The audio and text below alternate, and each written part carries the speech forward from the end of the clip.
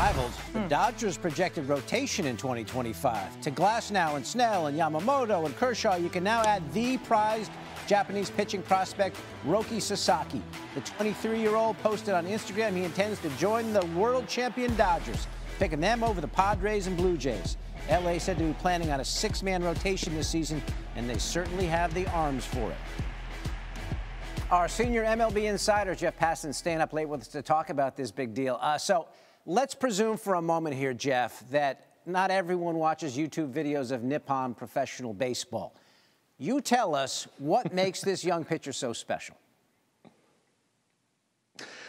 He throws really hard. He throws strikes. He strikes guys out. He doesn't give up home runs. It's essentially like the starter kit, David, for a pitcher that you want. And Roki Sasaki's fastball is at 100 miles per hour. There was a little dip in it last year, but still played in the upper 90s. He throws a split-finger fastball that's just absolutely devastating. And it might be the best splitter in the world. He complements it with a slider.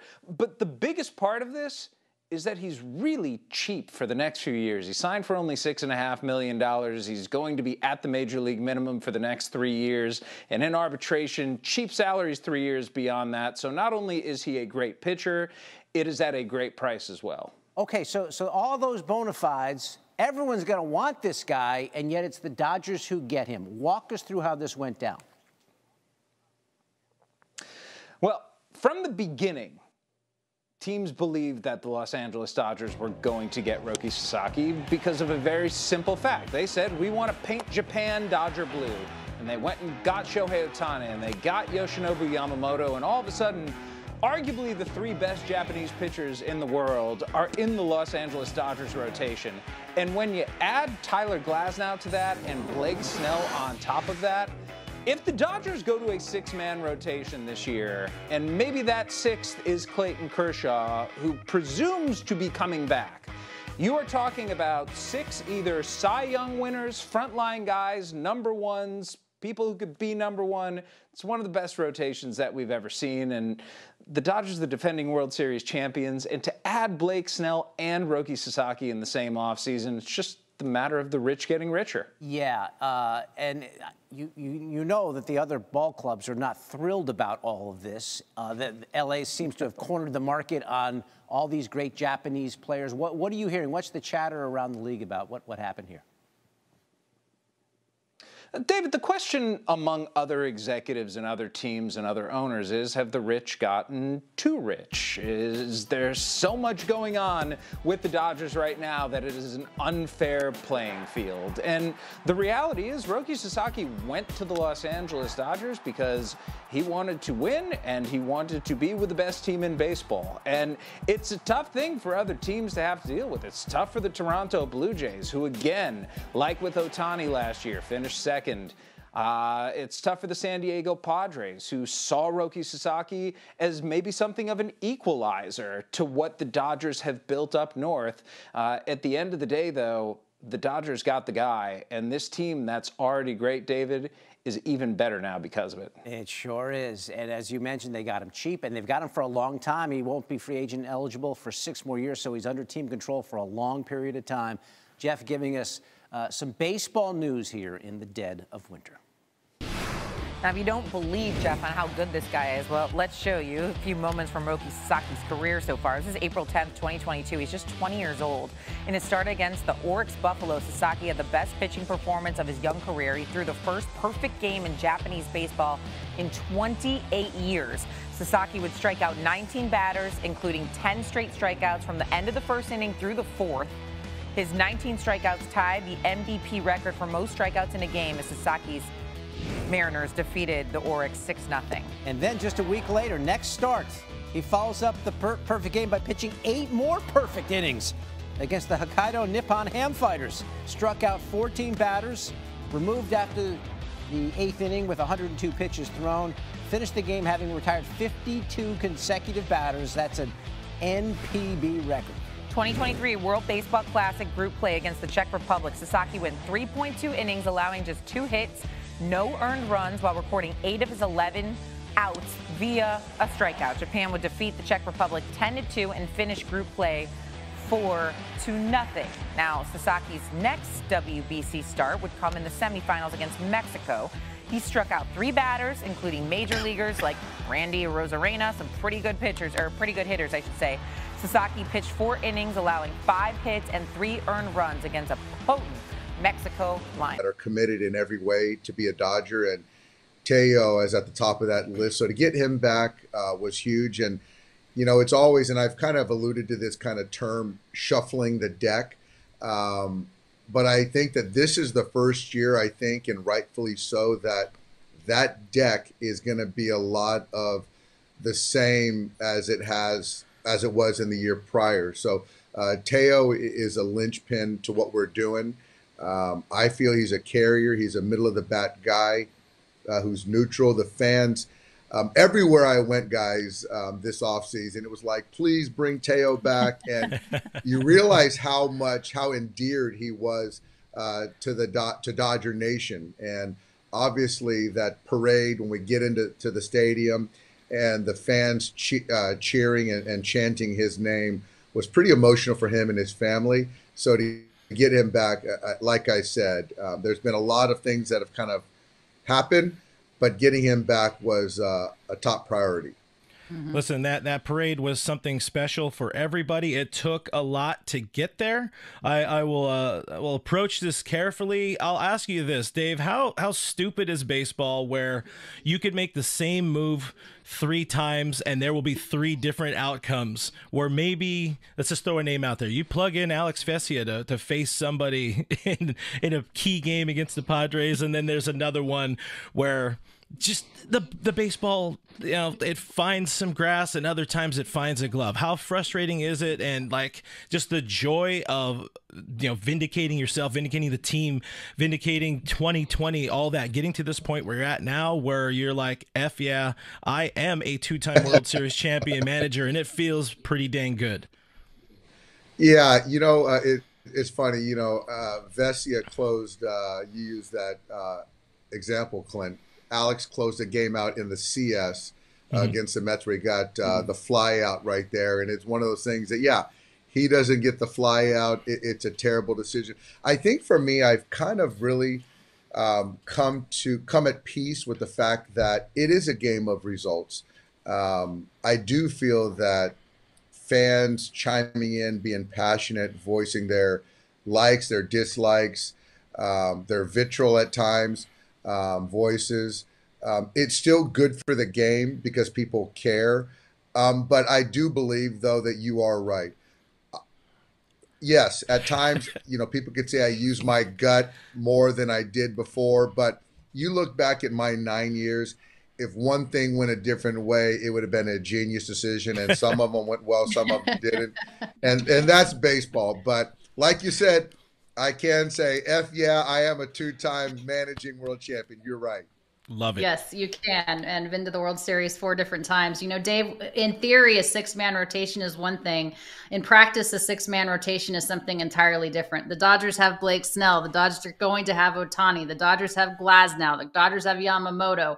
Perhaps we get Roki Sasaki if you want to break any sort of news here. But do you think that is a legitimate thing that the Dodgers will be doing this year as a 6-man rotation? And moreover, do you see May and Gonsolin being in a starting spot, or you see them more in a bullpen spot until they get really, really built up again? You know, I think it's interesting. I think if you just look at the 6-man rotation, it makes a ton of sense. Certainly with our depth and our pitching staff and depth with that.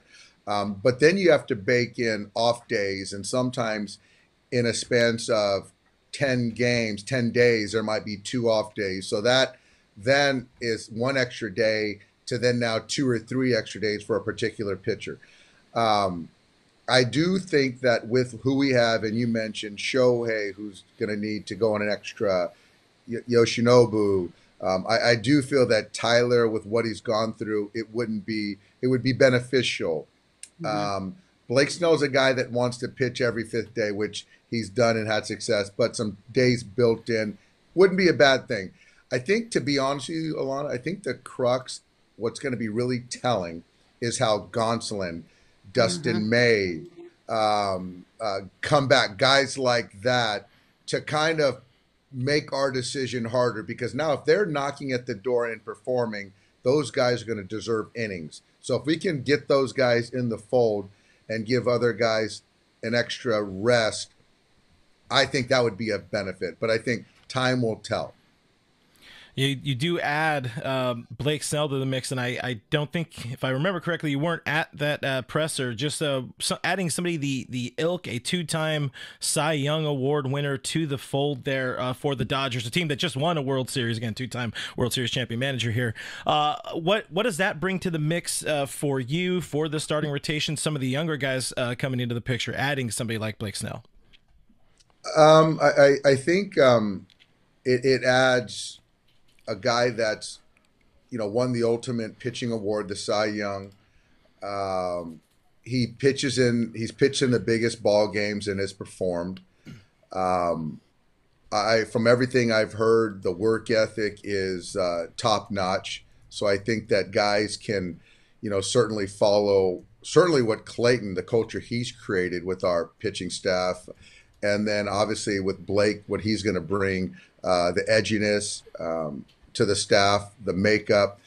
I think, Clint, the thing that I really love is not only the talent, but it's a guy that hasn't won a championship. So it's hard to quantify hunger, and this guy wants it really bad. That's why he chose to sign with the Dodgers. And bringing in a guy like Blake and Michael Conforto, I just really like guys that haven't ultimately hoisted that championship trophy, because they're going to really continue to push the guys that already have done it even more. I think it's great too that you guys were able to sign Kim into the infield, but with that addition, there's a subtraction of Gavin Lux. So, best of luck to Gavin, of course, with Cincinnati. But how do you see this infield playing out, Dave? Because we knew that if Tommy Edman was back and Miguel Rojas is back, you have CT, maybe Kike. I don't know if he's going to re-sign back. You have Muncy, you have Freddie Freeman, you have Mookie back in that infield too. If you had to pencil in a lineup, everybody that you have right now that's healthy, how do you see that playing out? It's a great question. I'm very actually grateful that I don't have to answer that question right now, but I will try. Because as we've seen, things do happen over the course of a season. But Mookie right now, Alana, is at shortstop. I think with Tommy, we can look at probably as it looks right now with Conforto in left, Teo in right. Obviously, we got the corners in the infield taken care of. You would see Tommy in center field, and then with Kim mixed in there at second base. And honestly, we saw him in the series earlier when we went to South Korea last year. Haven't seen a whole lot. Looking forward to get to know him more. But in center field, James Outman and Pages are still really alive. And Tommy obviously has the ability to play second base too. So there's still some moving parts that we have time to kind of figure out. But I do feel that Mookie in the infield is something that I feel really good about. Yeah, you got yourself a heck of a ball club lining up there. Also, heck of some ball clubs in the National League West, NL Best, as I like to call it. Giants made some moves, adding Willie Adames. You got the Diamondbacks adding Corbin Burns to that already pretty dang good starting rotation. Dodgers adding, of course, Blake Snell, amongst other pieces. I know it's hard to sit here in January and worry about the competition around the team, but how good is this NL West? And Dino Ebel was on with us shortly after the World Series and talked about how important having these teams challenge the Dodgers late into the season, how important that was for you guys in October. So how good is it for you to see the NL West continue to get better, and just general thoughts about the competition coming for this upcoming season? You nailed it, Clint. I do think it is the NL Best. I like that one. I got to use that one more. I think with obviously with Buster taking over the reins, you can start to see more of kind of they're trying to get back to who they were when they won those 3 championships. And Willie is a guy that a lot of people coveted. They're going to continue to get better and be a thorn in our side, I'm sure. But the Diamondbacks certainly getting Burns to go along with Gallen and Merrill Kelly makes them very, very formidable. And PFAT over there, and with their position player group, very athletic. They're only going to get better. And obviously with us and the Padres and with what we did with those guys in the DS last year and how talented they are, I do think that it is the best division in baseball, top to bottom. I'm just happy we don't have to play each team 18 times and sort of beat each other up like we did in the past.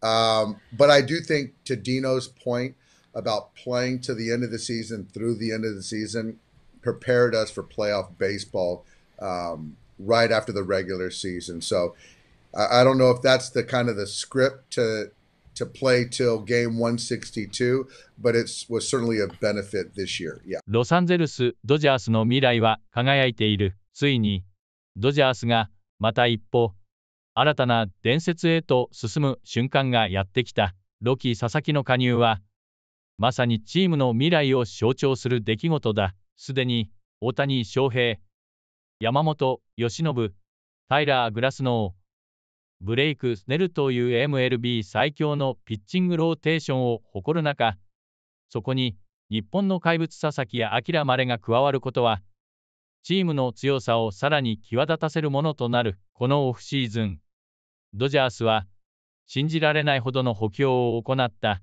大谷翔平の契約が決まった時点で、これはすごいと誰もが思った。しかし、それだけではなかった。山本由伸を獲得し、さらにブレイク・スネルを加え、そして今度はロキ・佐々木まで。こんなチーム、これまでの MLB の歴史に存在しただろうか。間違いなく前代未聞の補強であり、球界全体に衝撃を与えるものだった。ドジャースは単なる強豪球団ではない。彼らは今、世界中のトッププレイヤーを集め、まさにグローバルな野球チームとしての存在感を確立しようとしている。特に今回の補強では、日本のトッププレイヤーたちが次々とロサンゼルスに集まり、まるで日本代表 MLB スター軍団のような陣容になった。この状況は単なる偶然ではなく、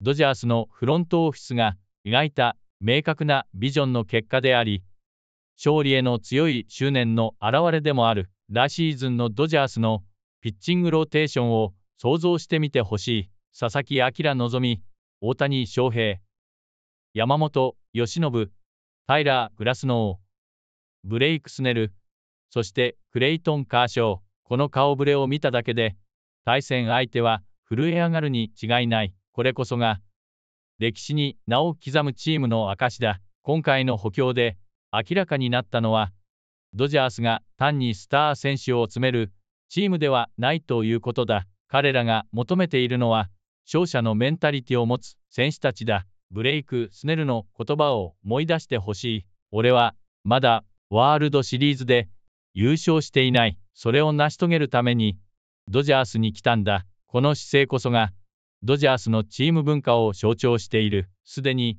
優勝経験がある選手たちと、まだタイトルを手にしていないが、全力で掴み取りたいという強い意志を持った選手たちが一つになり、最高の化学反応を生み出す。この組み合わせが新たな歴史を築くのだ。佐々木朗までの加入が特別な理由は、その圧倒的な才能にある。彼は2022年4月10日、NPB で完全試合を達成した。それもただの完全試合ではない。19奪三振。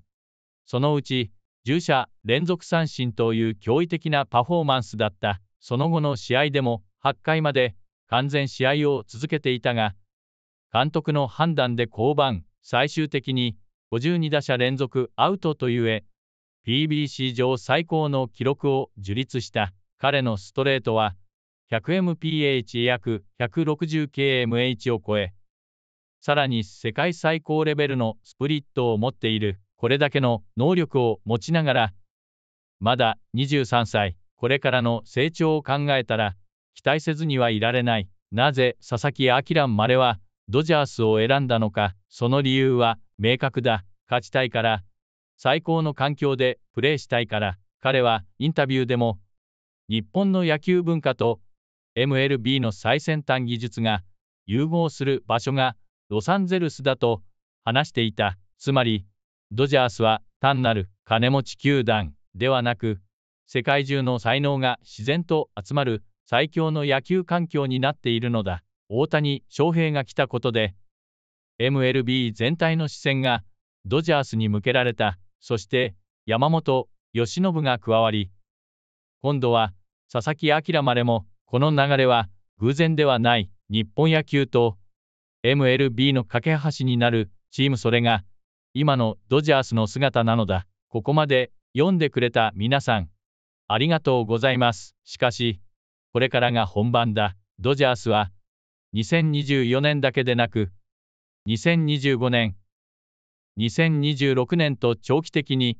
支配するチームになろうとしている。その歴史的瞬間をみんなで一緒に体験しよう。ぜひ、このチャンネルを登録して、これからのドジャースの快進撃を見届けてほしい。コメントで皆さんの期待を教えてほしい。佐々木朗まれが2024年に何勝すると思うか。彼のピッチングスタイルについてどう感じているか。ぜひ意見を共有してほしい。高評価も忘れずに。みんなの応援がもっと熱いコンテンツを作る力になる。ロサンゼルス・ジャース史上最強のピッチングスタッフが完成した。新たな伝説が今ここから始まる。